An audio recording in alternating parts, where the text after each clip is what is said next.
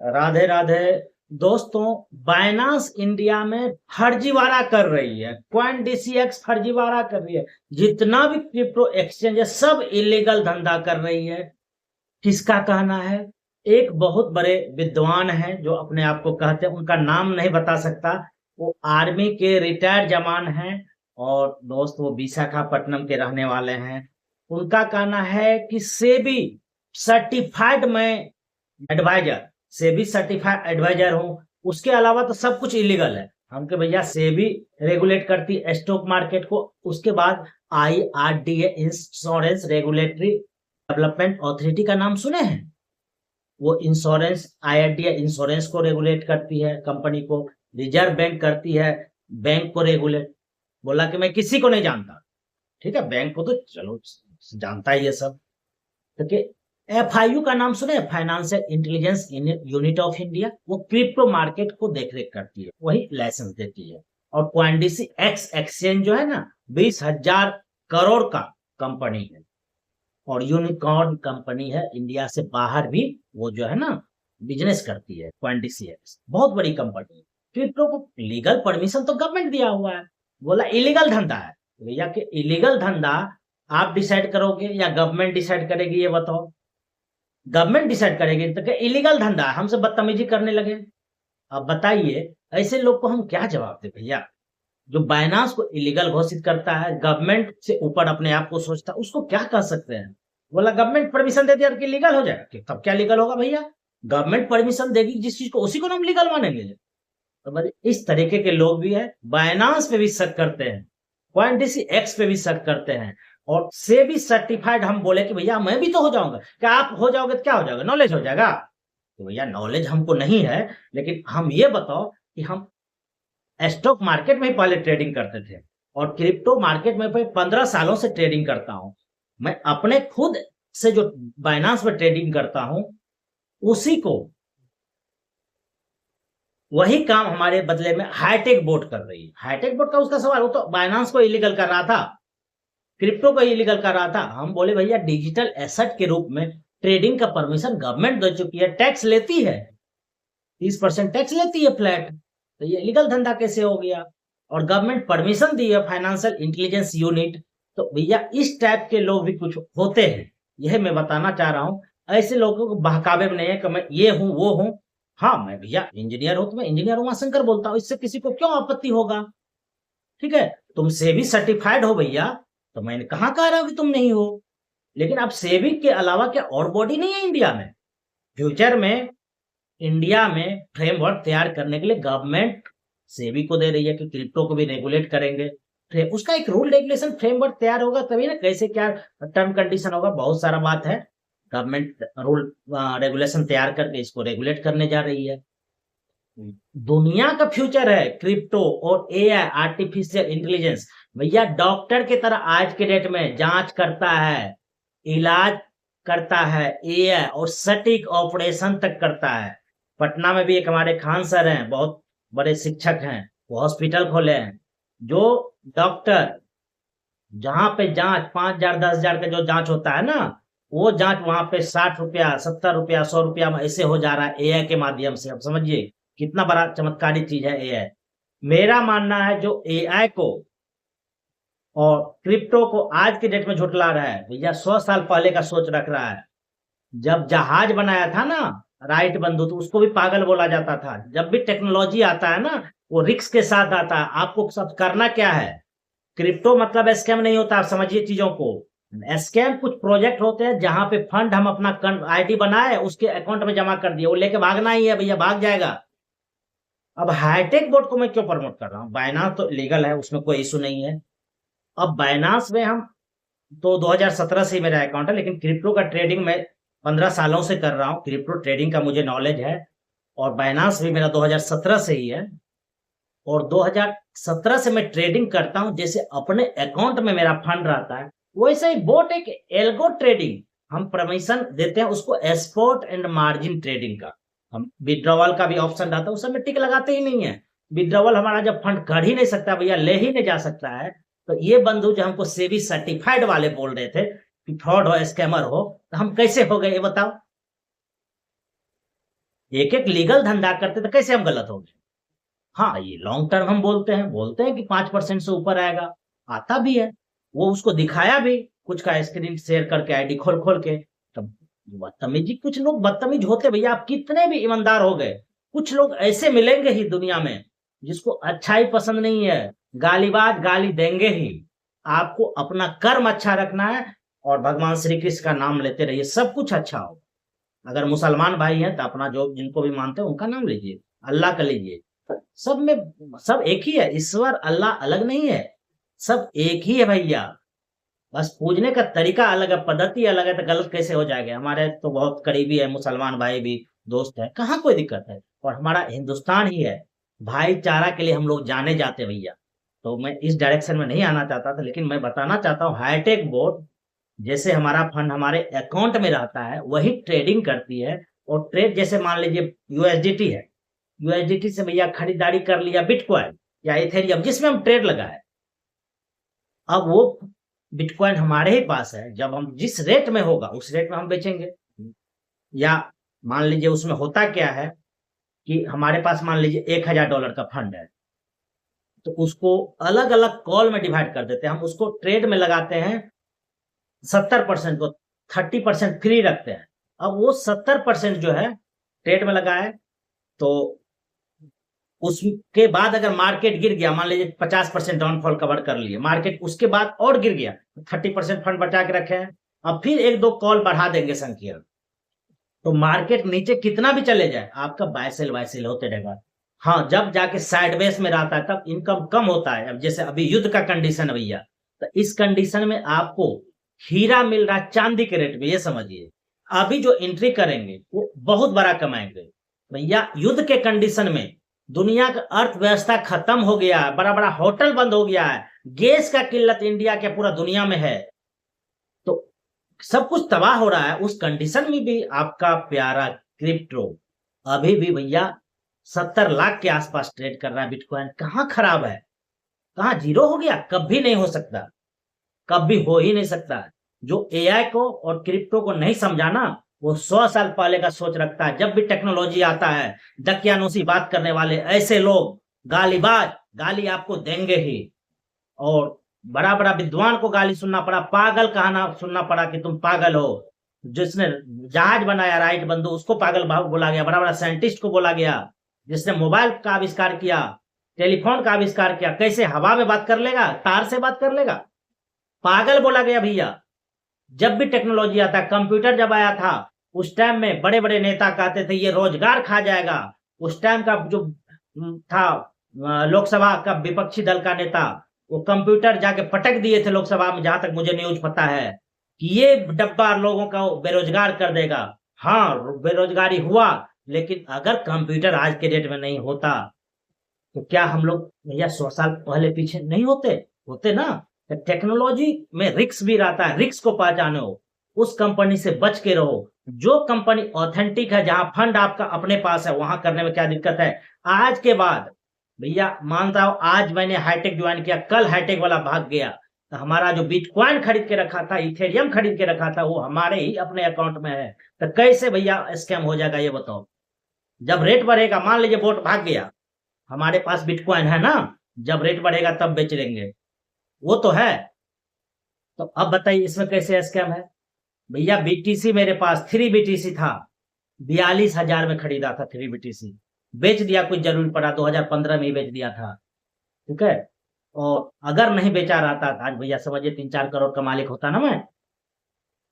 ईमानदारी से चलने में कष्ट होता है, मैं कष्ट झेलने के लिए तैयार हूँ, अपने सिद्धांत बदलने के लिए तैयार नहीं हूँ। हाँ, कुछ भाई कहेंगे दावा वावा करता, मैं ईमानदारी से काम करता, जो सही लगता है वही करता हूँ, जो गलत होता है नहीं करता। दोस्तों, मेरा इतना कोई डायलॉग नहीं दे रहा हूँ कि ऐसे लोग रहेंगे जो आपको बरगलाएंगे, कहेंगे मैं सेबी सर्टिफाइड हूँ, ये हूँ वो हूँ। भैया मैं वो बोला कि मैं आर्मी का रिटायर्ड जवान, भैया आर्मी को मैं सैल्यूट बोलता हूँ, हर वीडियो में बोलता हूँ, राधे राधे जय हिंद। मतलब क्या हुआ? मैं भगवान श्री कृष्ण का भक्त हूँ, धर्म को मानता हूँ, किसी को गाली नहीं देता। वो मुझे गाली भी दिया, फिर भी मैं गाली नहीं देता, दे ही नहीं सकता, मेरा वो धर्म नहीं कहता। या माँ लगा के, बहन लगा के मुझे गाली दिया, मैं नहीं दे सकता, मेरा संस्कार ऐसा नहीं है। अगर जिसका संस्कार है उसको कौन रोक सकता है? भैया तुम दो, उनको सबक सिखाने के लिए भगवान श्री कृष्ण हैं, भगवान है ना। सूर्य को किसने बनाया? आदमी मर जाता तो क्या निकल जाता शरीर से अगर भगवान नहीं? तो ये बताओ, मैं चैलेंज करता हूँ, जिंदा करके दिखाओ आर्मी के रिटायर्ड जवान। मैं आर्मी का सम्मान करता हूँ, मैं यही बोलना चाहता हूँ। आप आर्मी का बेइज्जती कर रहे हो, इंसल्ट कर रहे हो, बोल के कि मैं आर्मी का जवान हूँ, लोगों को गाली देते हो ये बात बोल के। तुम बदतमीज इंसान हो, गलत इंसान हो, गलत मत बनो। भगवान देख रहे हैं, भगवान के लाठी में आवाज नहीं होता है, जब पड़ता है तो उसके बाद पता चलता है कि उमाशंकर क्या बोल रहे हैं, ठीक है? तब पता चलेगा जब भगवान का दंड पड़ेगा। ऐसे बंधु, ईमानदारी से चलो, लोगों को बर्बादी की ओर मत ले जाओ। लोगों का फंड ऐसे कंपनी में मत लगाओ जहां फंड एक दूसरे के पास हो, भैया उसमें भी गारंटी वारंटी आप ले लेते हो। बहुत बंधु है कि जो फंड, मान ले कि अकाउंट खोल लिए, मान लीजिए कुछ कंपनी, जैसे मान लीजिए ट्रेजर एनएफटी है उदाहरण के लिए, एक एफिक्स था, मैं भी किया एफिक्स को, ट्रेजर एनएफटी को भी प्रमोट किया, लेकिन फंड का कंट्रोल उसके पास है, वहां में गारंटी वारंटी कभी नहीं लेता था। हाँ, ये बोलता था कि मनी जनरेशन है, वो तो था ही मनी जनरेशन, भैया एफिक्स में भी था, ट्रेडिंग होता था, लेकिन मनी जनरेशन मायने नहीं रखता। अगर चोर को दे दोगे बिल्ली को दे दोगे दूध का रक्षा करने, चोर को रक्षा करने दोगे, हीरा का लेके भाग जाएगा भैया। तो वैसे लोगों को फंड नहीं दो, कंट्रोल करने। आप अपने फंड का कंट्रोल उसके पास नहीं दो, फंड अपने पास रखो, गारंटी आपके साथ कभी अन्याय नहीं होगा। क्रिप्टो मतलब स्कैम नहीं होता है, स्कैम होता है कुछ प्रोजेक्ट जिससे बच के रहना है दोस्तों हम लोगों को। बस ऑथेंटिक प्रोजेक्ट करेंगे, आप बच के रहेंगे, आपके साथ कभी फ्रॉड नहीं होगा। हाँ, लालच ज्यादा कीजिएगा फर्जी कंपनी में, वो सब एक चीज बताइए। ट्रेडिंग में आपको पता है, क्रिप्टो ट्रेडिंग में इनकम है, बड़ा ह्यूज इनकम है। तो भैया अगर आप उसको पैसा दे दिए, वो ट्रेडिंग करने लगा, तब इनकम है। और वही अगर आपके अकाउंट में बोट के माध्यम से ट्रेडिंग करता, तब इनकम कहता कम है। ये कैसे हो गया? ये कैसे चमत्कार हो गया? वो इसलिए होता है, मनी रोटेट करके दूसरे का चोरी करके आपको देता। भैया वैसा पैसा कमा के ही क्या करोगे? दूसरे का बदुआ लेके क्या करोगे? मैं कहता हूं भैया, अगर 5% भी इनकम आ गया, हाईटेक बोट में आता है जो बाइनांस में ट्रेडिंग करके आपके अकाउंट में ही इनकम जनरेट करता है, इससे बड़ा क्या बात है? मैं क्या कहता हूँ, अगर हर महीना निकालोगे तो मिनिमम 5% निकाल ही पाओगे। 80% भी लिए हमारे टीम में, और अगर हर 3 महीना आप निकालो तो मिनिमम 30% निकाल देगा, निकाल रहा है।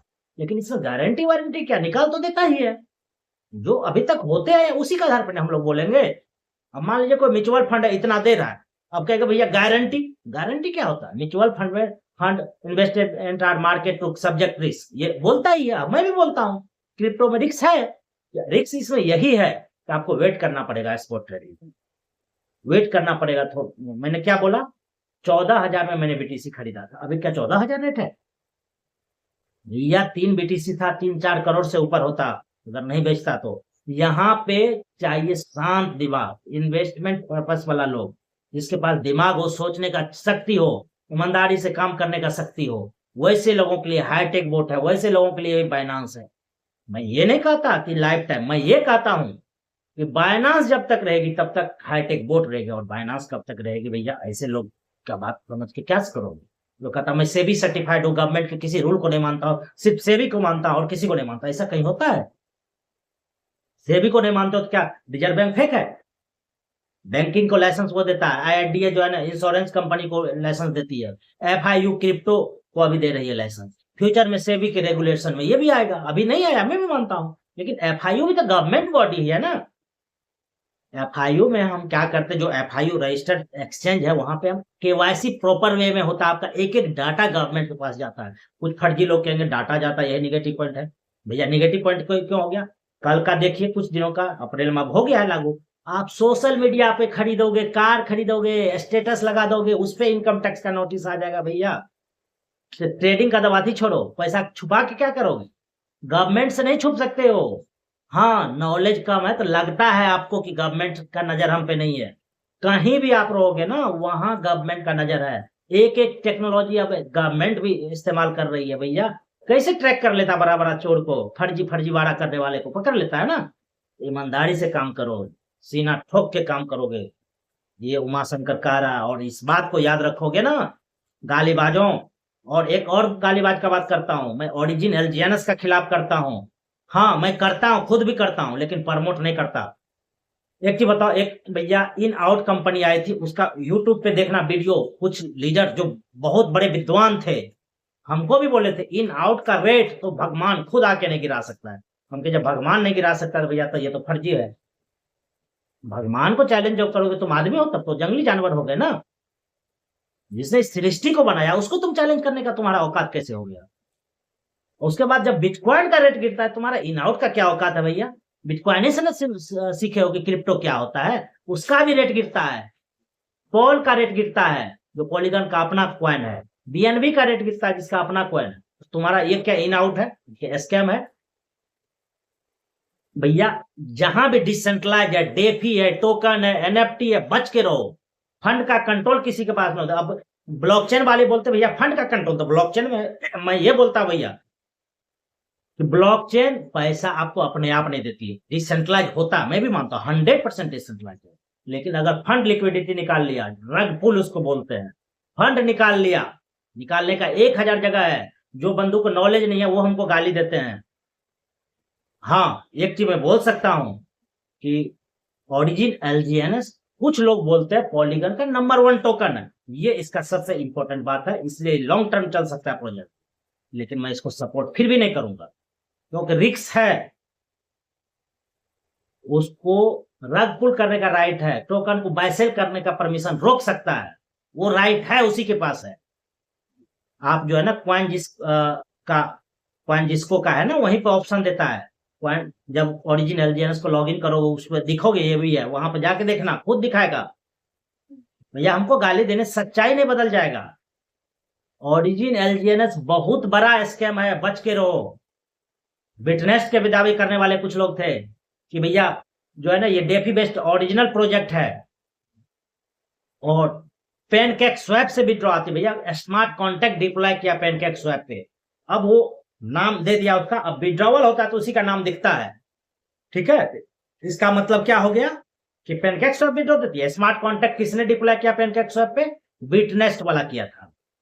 ठीक है, कंट्रोल उसी के पास था ना भैया।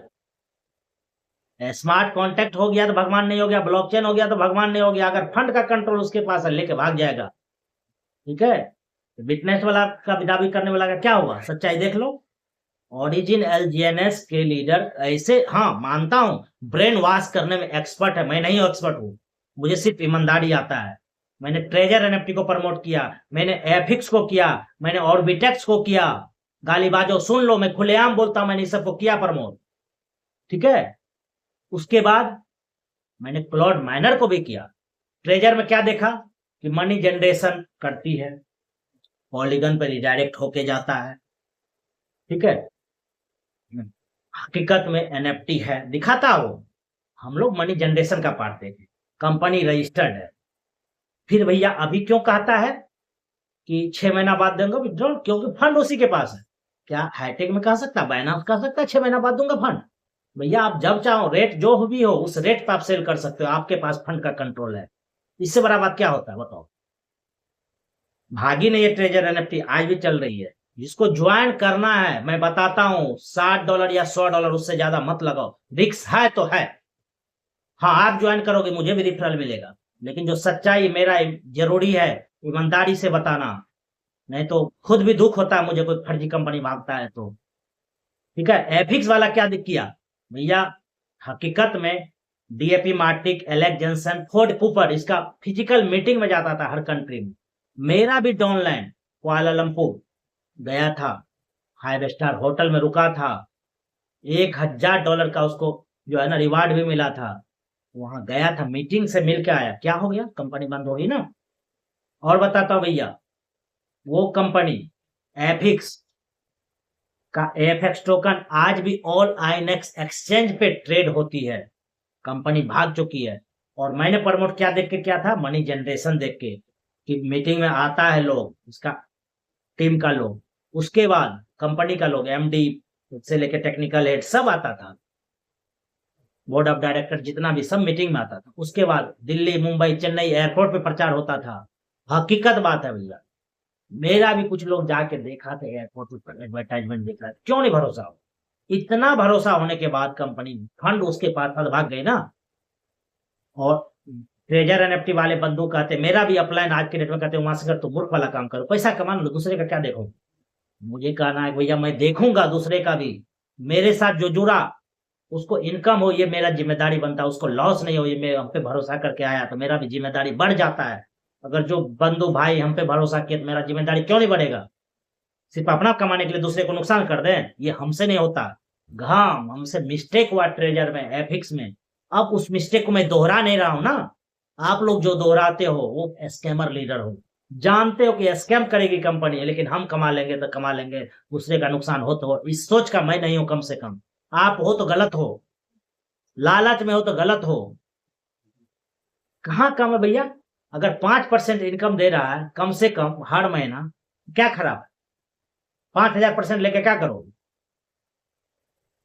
ठीक है, उसके बाद अगर 3 महीना में 30% दे रहा है, साल भर में 2.5 गुना तक का मिनिमम कर ही देगा फंड, वो भी ट्रेडिंग करके आप ही के अकाउंट में, कंट्रोल आपके पास, तो क्या दिक्कत है।